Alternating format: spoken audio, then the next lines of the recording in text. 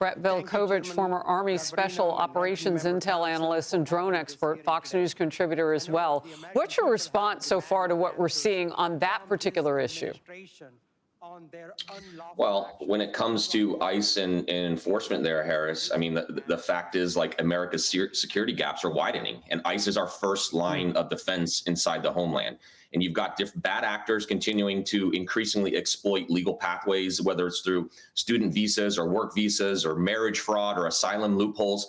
And HSI and ICE, they need to be given the full authority and support to go after these fraud rings. And so if we want safety, ICE needs resources, authority, and DHS needs, real-time intelligence, not political handcuffs to go after these people.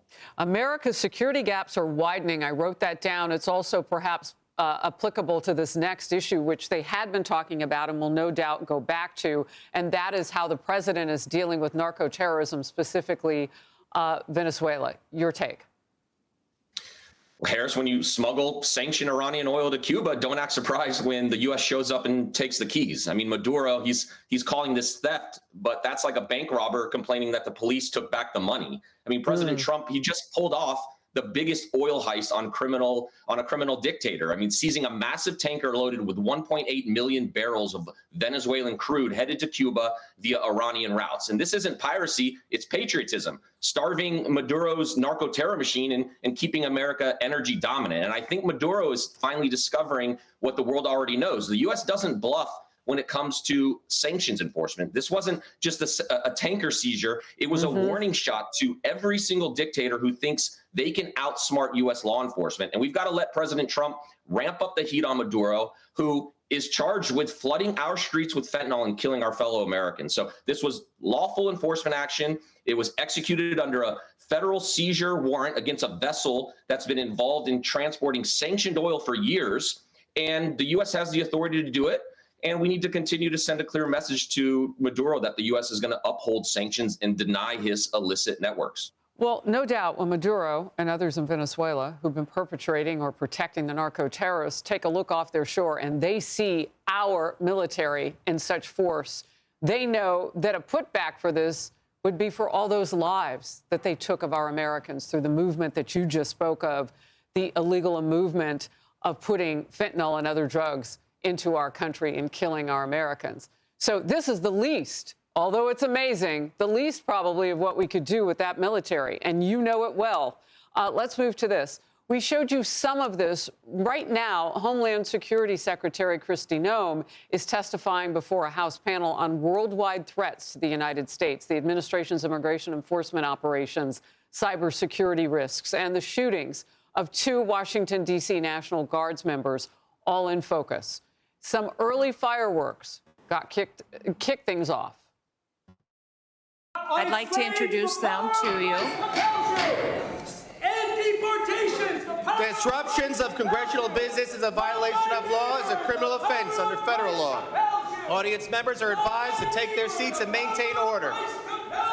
The chairman may now ask Capitol Police to remove and arrest the persons creating the disturbance. We also have the blessing of having some angel families with us as well.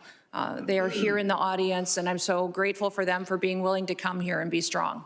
It's hard to lose someone that you dearly love to illegal criminal activity, to people who never should have been in our country to begin with. The American people depend on the Department of Homeland Security to remain vigilant, agile, and responsive. We will never yield, we will never waver, and we will never back down.